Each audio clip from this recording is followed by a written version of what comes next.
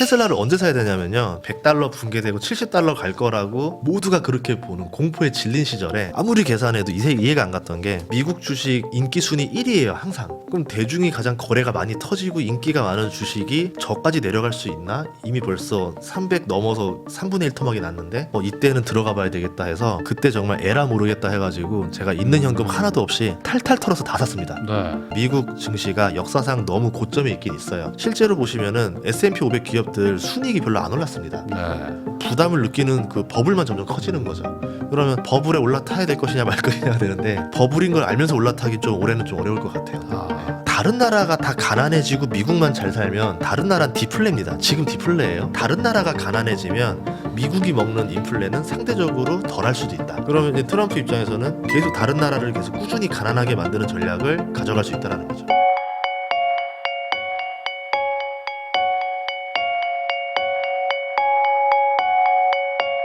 그러면은 AI 관련된 거일 수도 있지만 사실 테슬라는 또 약간 전기차이기도 하고, 이 테슬라는 그럼 어떻게 봐야 됩니까?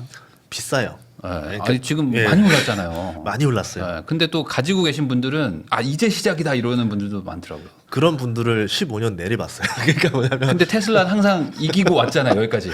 이게 맞죠. 그러니까 네. 이게 뭐냐면, 내가 들고 있는 주식이 오르면 그 사람 앞에서 저거 떨어집니다라고 말하면 정말 그렇죠. 예, 그거는 약간 싸우자는 얘기죠. 부모 욕하는 거나 마찬가지죠. 그래서 주식을 사랑하면 안 된다라는 격언이 있는데, 네. 많이 올랐을 때 객관적으로 보는 눈이 필요해요. 이거 네. 더 오를까 아닐까를 내가 계산하지 말고 남들의 시선을 봐야 되는데, 저는 어떻게 계산하냐면, 갑자기 테슬라에 관심 없던 사람이 테슬라를 사겠다, 이게 정말 좋은 지표입니다. 네. 거의 모든 재테크에서 통일하는 건데, 많이 오른 거를 갑자기 사고 싶다고 대중들이 따라 올라오면, 네. 그때는 이제 제가 마음을 바꿔야 돼요. 마인드를 까치밥 전략이라 해서, 그래 정말 테슬라 갖고 돈 벌고 싶구나, 그럼 내 거 테슬라 가져가, 나눠줘야죠. 네. 그럼 그 사람이 뭐 $380에 사면 막 $450 정도는 먹을 수 있지 않겠는가? 그 사람이 산 사람도 돈을 벌어야 서로 좋은 거잖아요. 네. 저는 그때 나와요. 그리고 이제 아직 안 오른 것들, 지금 공포에 질려 있는 것들 중에서 내년에 오를 만한 거 뭐 없나, 이제 이런 것들 따라다니죠. 그러니까 네. 되게 대중과 반대로 움직이는 투자를 많이 하니까 좀 이제 어떻게 보면은 대중성은 떨어지죠. 제 투자 방식이. 그러니까 욕을 먹는 투자잖아요, 이게. 욕을 먹는데 왜냐면 돈은 벌어요. 남들은 사는데 나는 판다고 하니까. 예를 들어서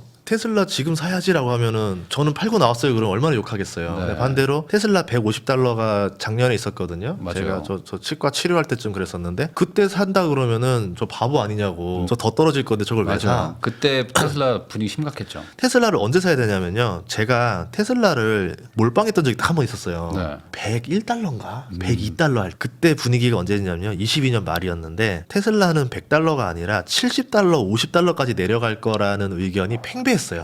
전문가들조차도 $100 붕괴되고 $70 갈 거라고 모두가 그렇게 보는 공포에 질린 시절에 아무리 계산해도 이해가 안 갔던 게, 미국 주식 인기 순위 1위예요 항상. 네. 그럼 대중이 가장 거래가 많이 터지고 인기가 많은 주식이 저까지 내려갈 수 있나? 이미 벌써 300 넘어서 3분의 1 토막이 났는데 말이 안 될 것 같은데 이때는 들어가 봐야 되겠다 해서 그때 정말 에라 모르겠다 해가지고 제가 있는 현금 하나도 없이 탈탈 털어서 다 샀습니다. 네. 진짜 공포에서 산 거죠. 네. 딱 그 우리 한강에서 살던가 한강 뷰로 가던가 둘 중에 하나로 가자. 그렇죠. 네. 네. 근데 그렇게 했을 때는 싸다고 생각했었고, 반대로 지금은 비싸다고 생각하면 어떤 기준은 있을 거 아닙니까? 공포가 없잖아요. 지금 사는 사람들은 공포감이 없이 사잖아요. 테슬라를. 네. 이미 오른 걸 봤으니까 더 오를 거라는 그 관성의 법칙대로 가는 거잖아요. 네. 근데 제가 본 건 전 역관성이죠. 더 떨어질 거라고 보는 관점에서 아니야 이제 바닥이야 라고 해서 들어가는 방식인 거고. 기업 가치로는 어때요? 어떤 뭐 실적이나 이런 걸로는? 다 비싸요. 솔직히 그래요? 말하면 그 테슬라는 PER로 보면은 $100였을 때가 그나마 좀 괜찮았어요. PER이 그때가 그래도 30배 이하로 떨어져서, 뭐 나스닥에 있는 기업들 중에서 인기 있는 성장주들은 PER 30배 정도는 많이 부여를 해주거든요. 그래서 그 $100였을 때는 이거 시간 지나면 물리지는 않겠다. 이제 그런 판단으로 들어간 것도 있어요. 예전에 넷플릭스도 750에서 $150 갔을 때 PER이 15배인가 네. 그랬었고, 메타도 지금 $700인데 얘가 $100 부근까지 맞아요. 내려져 있었을 거예요. 네. 그때 걔가 PER 10배였었어요. 그냥 PER이 어떻게 보면은 뭐 여기서 물려도 견디면 될 것 같아라고 주는 용기를 주는 하나의 지표다 이 보시면 돼요. 회사가 망하지만 않는다면. 네, 그래서 PER을 그렇게 생각하셔야 되지, PER 관점으로 모든 주가를 해석하려고 하면 또 안 돼요. 제가 한 15년 투자하고 느꼈던 거는 걔네들은 보조 지표다. 만능 지표는 아니다. 이렇게 보시면 됩니다. 그럼 반대로 PER이 과도하게 지금 높다면은 이거는 좀 보조 지표로 써야 되나요? 아니면 이건 조금 주의 경고가 주의해야죠. 필요한가요? 네, 이때는 이제 팔아도 되는 신호인데 문제는 주식을 사는 건 되게 쉬워요. 네. 전문가든 개인이든 좋은 종목 살 겁니다. 알아서. 뭐 누가 나쁜 주식 사겠어요. 그리고 그 주식들이 보통 우상향하는 경우가 많으니까 조금 비싸게 사나 싸게 사나 별반 차이 없는 경우도 많아요. 그런데 꼭대기쯤 가면은 이제 매도를 하고 싶은 사람들밖에 안 모여 있는데 네. 이게 진짜 어려워요. 매도를 예술이라고 하거든요. 어떤 느낌이랑 가장 비슷하냐면 예를 들어 제가 뭐 테슬라를 100달러에 샀다가 400달러 때 팔아야 되는 상황이 됐다. 400달러에 팔고 싶지가 않습니다. 네. 대학교 때 사랑했던 첫사랑한테 제가 너는 결혼할 사람이 아니니까 나랑 헤어져야 되라고 해서 헤어짐을 통보해야 되는 느낌 같은 거? 감성적으로 할 수 없는 결정을 내리는 거예요. 그러니까 보통은 아 그냥 내 사랑 테슬라 평생 가자 이러다가 이제 힘듦이 오고 다시 또 오르고 네. 실적이 좋아질 확률은 없을까요? 뭐 급격하게 좋아질, 뭐 어떤 AI나 어떤 뭐 로봇이나 뭐 이런 쪽으로 해가지고 있긴 있어요. 로보택시라던가 뭐 옵티머스라던가 아니면 뭐풀 뭐 셀프 드라이빙을 막 중국에 예, 팔고. 그런 것들이 이제 곧 등장할 거라고 이제 기대하기 때문에 주가가 이제 2배 정도 오르는 것도 있는데 이제 일론 머스크 특징상 그게 뭐 올해 나옵니다. 그러면 보통 내년쯤 나오고 그렇죠. 이제 조금 늦어요. 코리안 타임이에요. 그래서 말이 좀 빨라서 그래서 제 생각에는 대중의 생각하는 그 기대감의 속도를 못 따라올 것이다. 양산의 속도가. 그러면은 그 양자 컴퓨터 이쪽도 엄청나게 오른 예. 또 섹터고, 그리고 그때 뭐 기사를 보니까 거의 한국인이 다 가지고 있다. 이런 식으로 얘기를 하던데 한 3분의 1 이상 한국인들이 가지고 있다. 그 진실을 알려드리면 네. 창업자가 한국인이니까 그 지분을 포함하면 그렇긴 합니다. 네. 그 이제 김정상 교수님이 계신데 그분이 CTO로 들어가서 이제 창립 멤버잖아요. 네. 그러니까 이제 그분이 가진 지분도 있을 거고 또 그분이 있다 보니까 한국인들이 또 이제 쉽게 또 네, 어느 발견을 정도 한 거죠. 네. 와 기술주에 한국인이 CTO로 있는 회사가 있네 이렇게 되니까 또 유행하게 된 거고 양자라는 게 뭐 사람들이 다 이렇게 보더라고요. 우주처럼 보더라고요. 이게 언제 다가올지 모르겠지만 다가오면 대박이야. 사람들한테 꿈과 희망을 심어주잖아요. 네. 신약 개발과 되게 흡사합니다. 그렇게 얘기하니까 좀 불안하잖아요. 그래서 제가 느끼는 건 뭐냐면 양자가 주가가 많이 올랐어요. 네. 이게 투자자는 그 기간이 되게 짧아요. 주가가 오르니까 마치 이제 그 세상이 금방 다가올 거라 생각해요. 투자자가 인내할 수 있는 시간은 6개월에서 1년이에요. 주가가 8배 올랐으면 1년 안에 양산이 나와야 돼요. 그러지 않으면 실망 매물로 바로 바뀌어버립니다. 실적이 나와야 된다 그죠, 바로. 예. 근데 그럴 수 있는 기업이 아니에요. 네. 근데 주가가 너무 먼저 올라온 거죠. 김치국을 너무 먼저 마신 거죠. 그럼 그 주가가 실적이 나올 때까지 몇 년 동안 계속 고점을 유지해줘야 되는데 네. 주식시장에서 그럴 수가 없는 게 외부 변수가 너무 많아요. 뭐 경제가 나빠져서 뭐 다른 이유로 되면서 네. 변동성이 엄청나게 심하겠죠. 뭐 그런 관점에서 봤을 때는 싸게 살 수 있는 기회가 언젠가는 또 한번 올 것이다. 뭐 딜레이가 좀 있으니까. 아니면 내가 지금 어느 정도 고점인 사람들은 좀 매도를 좀 해서 좀 현금 비중을 쌓아놓는 방법도 있을 거고. 뭐 저라면 그렇게 할 것 같아요. 그러니까 기술주의 특징은 엄청난 변동성을 동반하고 그게 되게 짧습니다. 그 주기가. 네. 그래서 오를 때 팔고 빠졌을 때 사야 되는 이제 공포에 사서 탐욕에 파는 거를 계속 해줘야 되는데 많은 사람들이 그냥 장기 투자자야 뭐야 이러면서 그 고점을 자꾸 즐기려고 해요. 네. 안 팔고 안 빠져나오려고 그래요. 그러고 나면 이제 나중에 무너졌을 때 심리적으로 타격이 크죠. 예를 들어서 40불짜리가 5불 되면은 멘탈이 바사삭 할 거예요. 그렇죠. 뭐 자기가 8억 정도 있었던 사람이 7억이 날라가서 1억밖에 없다 되면 아마 모임도 안 나갈걸요. 멘탈 나가서. 그렇게 될 수 있으니까 조율을 잘 하셔야 돼요. 그러니까 사실 고가쯤 되면 정리하고 다시 또 막 저평가돼 있는 막 예. 다들 막 비명 소리가 나는 곳으로 또 이동하는 게 맞긴 한데 예. 그게 인간의 본성은 좀 반하는 일이니까 예. 참 어렵죠. 그 젠슨왕 때문에 팍 폭락하고 갑자기 빌 게이츠가 아니다, 젠슨왕이 틀렸을 수도 있다 하면서 갑자기 또 올라가고. 젠슨왕이 한 날 제가 바로 다음날 영상 올렸습니다. 젠슨왕 그러면 안 된다. 젠슨왕 vs 지금 빌 게이츠인가요? 어떻게 지금 양자 컴퓨터를 어떻게 봐야 되는 거예요? 젠슨황은 양자 사업을 하고 컴퓨터 사업을 하고 있어요. 본인도 네. 엔비디아에서 이제 신사업을 키우고 있는데 문제는 기업가들은 자신의 기업의 최대 이익을 노리려고 합니다. 그럼 엔비디아 하고 있는 그 양자 컴퓨터 사업이 지금 정점을 찍고 있는 정상 기업과는 기술 격차라는 게 존재할 거예요. 네. 그럼 본인들이 따라잡을 때까지 시간을 좀 벌어줘야 되겠죠. 많은 그 양자 컴퓨터 회사들의 단점은 뭐냐면 자본이 약해요. 네. 계속 유상증자를 받아서 태워서 받은 돈을 가지고 연구를 해야 되는데 뭐 꼭 비례하는 건 아니지만 돈이 많아야 연구 속도가 빨라질 겁니다. 그러면 유상증자를 방해해야 되겠죠. 주가가 떨어져야 되겠죠. 뭐 나날이 주가가 올라가면 자본금도 받고 뭐 투자도 들어오고 하면서 본인들이 그 속도를 못 따라잡으니까 네. 대표적으로 그렇게 이제 블러핑을 많이 하는 사람이 일론 머스크죠. 자기가 하고 싶은 사업이 있으면은 네. 그 사업을 따라잡기 위해서 AI 규제해야 돼. 막 이러면서 그 AI 발전 속도를 좀 브레이크를 걸어주고 그 사이에 자기가 빨리 따라가려고 하는. 예, 그래서 기업가의 말은 여러분 좀 걸러서 감아서 들으셔야 된다. 그럼 반대로 빌 게이츠도 아니다. 젠슨하이 틀렸을 수도 있다. 이거 몇 년 안에 온다. 뭐 이런 얘기를 한 걸로 저는 아는데 네. 그것도 어찌 보면 약간의 좀 다른 의도가 있는 걸까요? 그럴 수도 있죠. 왜냐하면 MS가 AI 시장에서 지금 뭐 잡고 있는 게 오픈 AI라든가 이런 거밖에 없는데 조금 뭐 눌러놓을 수 있는 필요는 하지 않을까? 그리고 빌 게이츠가 그 재단이 따로 있어요. 빌 네. 게이츠 재단이 투자를 많이 하는데 그게 가끔씩 알려질 때가 있고 안 알려질 때가 있는데 본인 입장에서는 조금 사고 싶은 기업들이 있을 수도 있죠. 그러니까 빌 게이츠도 뭐 본인이 뭐 양자 쪽에 투자했을 네, 수도 있고 어딘가 이권이 있으니까 그런 말을 했을 거라 봐요. 그냥 말할 사람은 아니라고 봐요. 하긴 뭐 본인의 어떤 그 예. 발언력이라는 것도 알고 있는데 예. 그러면 결론적으로는 뭐 그것도 말씀하신 것처럼 아직 실적이 뭐 따라오지 못했기 때문에 뭐 좀 과대 평가가 됐을 수 있으니까 예. 뭐 중간에 좀 어느 정도 정리하시고 또 뭐 가져갈 건 가져가고 예. 이렇게 하는 게 좋겠다. 예. 뭐 정리를 해주신 것 같습니다. 네. 그러면은 이제 좀 트럼프가 아. 결국에는 앞으로 지금 변수다라고 많이들 얘기를 하시고 그리고 저도 인터뷰를 해보면은 이 두 파로 좀 나뉘더라고요. 트럼프는 그래도 이게 블러핑이고 이게 협상력이지 사실은 그렇게 막 망가뜨리지 않을 것이다. 그리고 아니다, 얘 또라이 맞다. 이렇게 하시는 분이 있는데 지금 어떻게 봐야 될까요? 지금 관세 막 때린다고 했다가 또 유예한다고 했다가 막 지금 예. 왔다 갔다 하고 있는데. 관세를 때려야 돼요. 그러니까 이제 어딘가는 시범 케이스가 필요해요. 네. 시범 케이스를 찾고 있는 과정이라 봐요. 그러면 왜 관세를 이렇게 처음 취임하자마자 하려고 하는지부터 설명해 주시면 좋을 것 같아요. 트럼프가 1기 때 되게 인기를 많이 끌었던 이유 중에 하나가 뭐냐면 이게 정치랑 다 연관이 있는데요. 트럼프 1기 때는 그래도 살기 좋았어. 바이든 때는 인플레랑 고금리로 살기 힘들었어. 그럼 다음 또 트럼프 때는 다시 또 살기 좋았어가 돼야 돼요. 제일 대표적으로 중산층을 봐야 되는데 바이든 때 중산층이 좀 무너졌습니다. 그러니까 이제 중산층을 살리는 전략을 쓰는 게 이제 트럼프고 서민들, 제조업 근로자들도 살리겠다가 되니까 여러분들을 잘 살게 만들어 주겠다가 트럼프잖아요. 그럼 트럼프가 쓰는 전략을 하려면 대표적으로 법인세 인하라는 게 있습니다. 네. 그 소득세 감면도 연장을 해줘야 되고 법인세도 인하해줘야 되는데 그때는 그래도 미국이 재정 적자를 낼 수 있는 여력도 있었고 돈도 있으니까 트럼프가 그 정책을 내기가 쉬웠어요. 그런데 바이든 정부 때 코로나를 겪고 또 바이든 정부가 들어서서 뭐냐면 미국의 부채가 너무 많아졌어요. 2024년 회계년도 예산으로 하면요 6조 3천억 달러가 예산안이었는데 적자가 1조 7천억이 났고 그리고 부채로 내온 이자만 1조 달러가 나갔어요. 그러면 거의 3분의 1은 그냥 돈이 나가는 거예요. 이 상황에서 어떻게 또 법인세 인하를 하고 소득세 감면을 할 예산안이 나오겠어요. 그러니까 그 세금이라는 거는 누군가한테 뺏어서 누군가한테 줘야 되는데 돈 나올 구멍이 없는 거예요. 돈 나올 구멍을 만들어 생각해 보니까 그동안 미국이 다른 나라들을 위해서 많이 혜택을 베풀었지 우리가 그 미군을 유지하면서 엄청난 비용을 대면서 달러 패권을 가져갔고 그 덕에 다른 나라들이 무역을 거래할 때 지금 뭐 군함 끌고 무역선 다니는 건 없잖아요. 네. 전 세계가 이제 편안하게 하니까 무역 비용이 뚝 떨어졌습니다.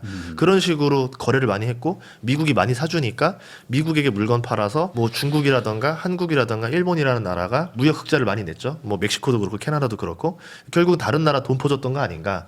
그 돈을 좀 다시 내놔. 무역의 밸런스를 맞추자입니다. 무역이라는 거는 원래 특정 나라가 흑자를 많이 보면 안 돼요. 우리나라가 흑자를 많이 볼 것 같으면은 그만큼 또 미국에서 무언가를 사줌으로 인해서 이 밸런스를 맞춰야 되거든요. 원래 그 환율 조작국으로 지정할 때 3대 조건 중에 하나가 무역 밸런스가 맞는가입니다. 근데 지금 밸런스가 안 맞는 나라들을 밸런스를 맞추겠다가 트럼프의 전략이라서 거기서 나온 돈을 가지고 세수에 부족한 재정 적자를 메우고 부채 이자를 갚은 다음에 좀 재정을 건전화시키겠다라는 계획을 내세우고 그 돈으로 법인세 인하든 뭐든 자기가 하고 싶은 정책을 하겠다. 네. 이건 거죠.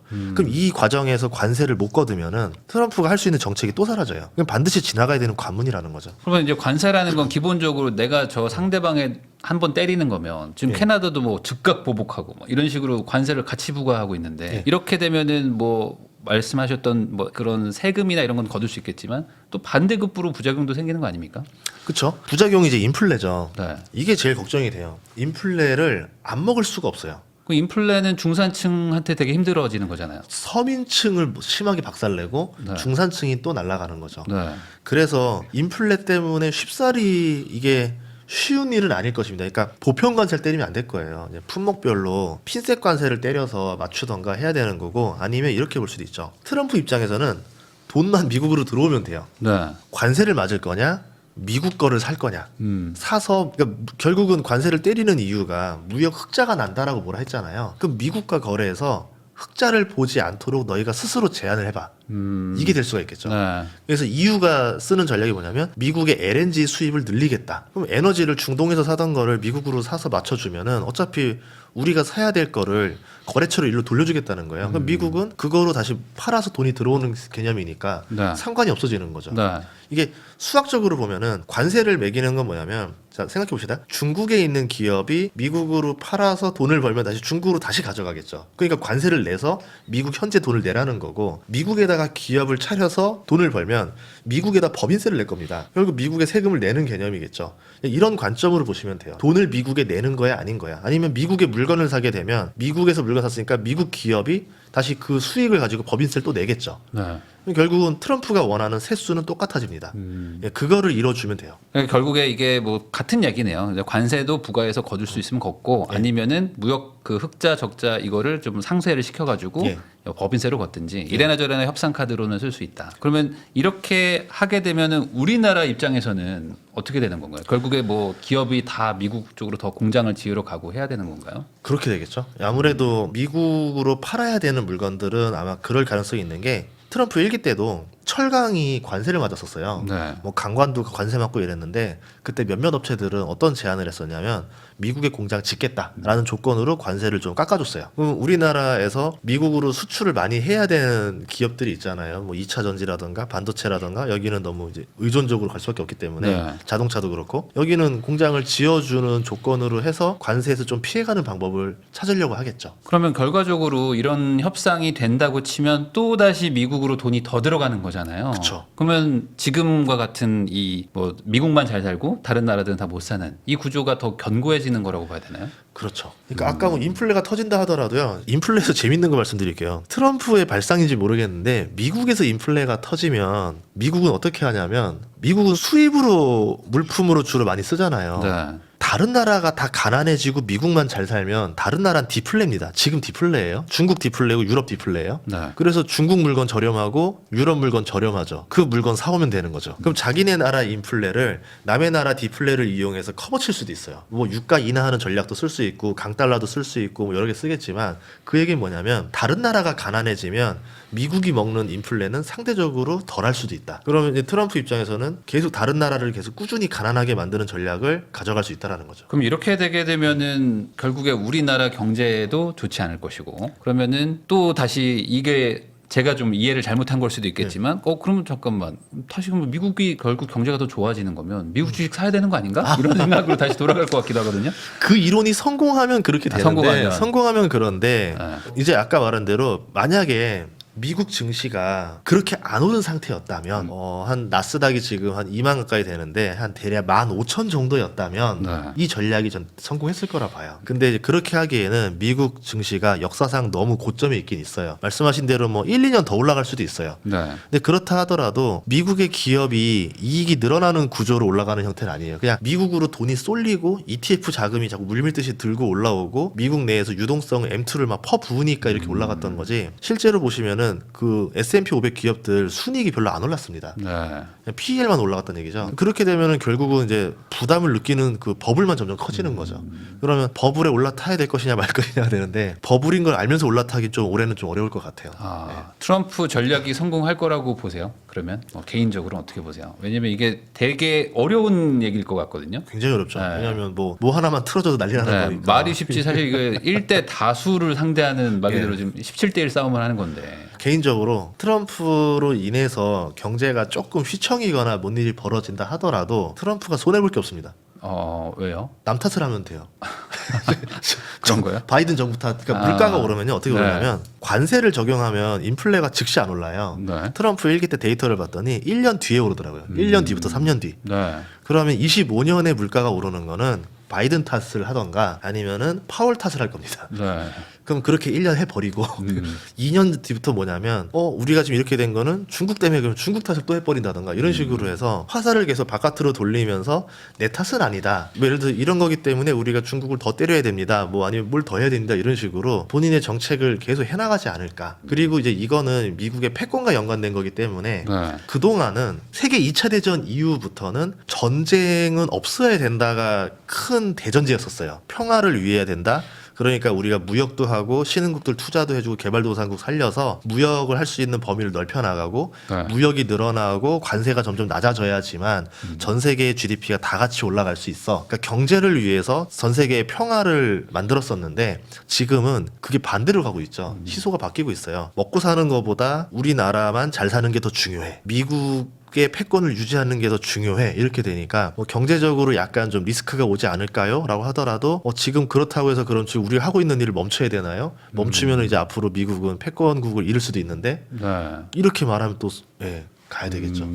그런 점에서 경제가 서서히 이 순위로 내려오는 큰 어떤 이데올로기를 겪고 있는 거 아닌가 이렇게 보고 있습니다. 어찌 보면 이게 지금 패권 싸움의 연장선이기 때문에 무리수가 있더라도 할 수밖에 없다. 예, 그리고 트럼프 입장에서는 미국은 어쨌든 상대를 더 가난하게 만드는 전략이기 때문에 미국 입장에서는 손해가 덜하다는 거죠. 그 정도는 자기들이 어떻게든 컨트롤할 수 있다고 본다라고 예. 추정한다는 거죠. 그 금리를 계속 낮추라고 했는데 예. 트럼프가 근데 파월이 안 된다고 하니까 좋은 결정 이렇게 해버렸단 말이에요. 예. 갑자기 말을 또 바꿔버렸어요. 인플레가 무서운 거예요. 이제 금리를 더 내리면은 좋겠지만 내리면 인플레가 터질 거 아니에요. 네. 그럼 본인이 초창기에 뭐 예를 들어 6개월이라던가 25년 안에 본인이 좀 관세를 빨리 압박하고 뭘 해서 딜을 쳐내야 되는데 만약에 올 3월 4월부터 인플레가 막 폭발을 해버리면 어떤 일이 벌어지냐면 트럼프가 관세 전략을 쓸 수가 없어요. 그러면 파월이 어느 정도 좀 금리를 유지를 함으로 인해서 물가가 자꾸 튕겨서 오르려고 하는 거를 막아줄 필요가 있는 거죠. 네. 뭐 그런 의도가 아닐까 이렇게 생각해 봅니다. 그래서 또 일각에서는 이거 미국에서 금리 낮추기 쉽지 않을 것이다. 이 전략을 쓰는 동안에 네. 금리 낮추기가 사실 이게 가능할까? 물가 때문에 이런 얘기도 있더라고요. 이거에는 좀 동의가 되세요? 저는 굉장히 어려울 것 같아요. 아마 올해 금리 한 번도 못 내릴 수도 있어요. 한 번 더. 네, 더 세게 보고 있어요. 어느 정도냐면 올려야 될 수도 있어요. 네, 그러니까 올린다. 그러니까 이제 파월의 발언까지도 이번 FOMC 들었을 때 뭐냐면 연준이 금리를 올려야 될 것 같습니다라고 말하면 이건 엄청난 쇼크가 오는 거예요. 네. 난리가 나는 거예요. 그래서 그런 말을 쓸 수는 없습니다. 그래서 이제 둘러서 말할 수 있는 게 뭐냐면 금리를 오랫동안 동결해야 될 것 같습니다. 지켜봐야 될 것 같습니다. 네. 이제 이 말로 때우겠죠. 한 번 인상하면 될 거를 뭐 반년 동안 동결시킨다던가 이런 식으로 지금 메우는 전략으로 해보려고 하는 것 같은데 인플레가 이게 치솟는 이게 예사롭지가 않아요. 그래서 만약에 인플레가 치솟고 지금은 고용이랑 소비가 괜찮으니까 인플레가 치솟든 말든 증시는 영향은 없어요. 보통 인플레보다는 고용과 소비가 더 네. 살아있느냐를 더 보기 때문에. 근데 만약에 고용 지표나 이런 것들 소비가 지금 최근 한 달 동안 옛날 같지 않거든요. 살짝 좀 이상 징후가 있었어요. 이게 내려가는 추세로 바뀌어버리면 물가는 오르는데 고용과 소비가 떨어지니까 이거 스태그 아니야? 여기에 걸릴 수도 있는 거죠. 그러면 이제 트럼프 입장에서는 금리 내리라고 했다 내렸으면 정말 큰일 날 뻔했겠네? 뭐 이렇게 생각해 볼 수도 있겠죠. 트럼프 자체가 자기가 하고 싶은 생각과 발언을 다 내뱉고 네. 관료들이나 참모들이 이제 나중에 말리거나 설득해도 안 들어먹다가 네. 시간 지나고 보니까 제 말이 맞는 것 같거든요. 이제 그때쯤 되면 맞네, 좋은 선택이었네 이렇게 되는 경우가 많기 때문에 네. 아마 트럼프가 이성적으로 금리를 내리면 안 된다라고 아마 이해를 한 것 같아요. 그러면 이게 지금 미국 주가에는 어떤 영향을 주는 건가요? 이제 금리 인하가 그래도 조금 기대감이 있었는데 네. 금리 인하가 안 되고 조금 더 간다 그러면은 분위기가 좀 안 좋아지는 건가요? 이러면은 제가 느끼는 거는 결국은 한계에 도달할 것 같아요. 지금 미국이 23, 24년에 부도난 기업이 최대치입니다. 네. 거의 뭐 역대급 수준까지 올라와 있거든요. 그리고 그 미국의 오피스 공시를 봤는데 10월달, 11월달, 12월달 3개월 데이터를 보니까 한 달에 1%씩 올라가요. 공실률이. 말이 안 되는 정도 그렇죠. 지표잖아요. 그러니까 금리가 계속 높으니까 이제 21년, 22년에 있었던 그 좀비 기업들이 다 터지기 시작하는 거예요. 그 오피스 쪽이 다 박살나고 고금리 그리고 과거에는 저금리 대출이었던 거를 고금리로 전환해야 되는 그 과정에서 계속 터져나갑니다. 그러면서 지금 오피스들 지금 공실률이 계속 늘어나고 있거든요. 그럼 그 과정에서 제일 걱정되는 거는 상업용 부동산이죠. 상업용 부동산 가격을 정할 때는 공실률과 그 금리를 가지고 이걸 가지고 순이익을 잡아서 이 건물의 가치를 그렇죠. 보고 그걸 가지고 담보대출을 걸어서 담보 가치가 충분하면은 뭐 더 충당할 돈 없이 연장이 되는 건데 공실이 빠지고 금리가 올라가니까 이게 양쪽으로 얻어맞는 거거든요. 그러면서 이제 그 담보 가치가 깨지기 시작하겠죠. 그러면 돈을 더 충원해서 넣어라 이렇게 되는데 그거를 못 충원할 가능성이 높아요. 그거를 제일 많이 했던 데들이 상업은행들, 그 지역은행들이에요. 네. 23년 3월에 터졌던 실리콘밸리, 시그니처, 뭐 퍼스트 리퍼블릭 이런 지역 은행들이 미국의 그 상업용 부동산 대출의 70%를 담당합니다. 근데 얘네들이 지금 보유한 채권이 30%밖에 없어요. 그럼 40%는 어디 갔느냐? 그 채권을 가지고 보험사한테 팔아먹었어요. 네. 보험사한테 이거 상업용 빌딩 뭐 후순위 채권인데 뭐 연 8% 나온다, 9% 나온다 해가지고 보험사한테 팔면은 보험사 그걸 다시 사서 다시 조합을 해가지고 자기네 그 퇴직연금 고객들한테 다시 또 팝니다. 네.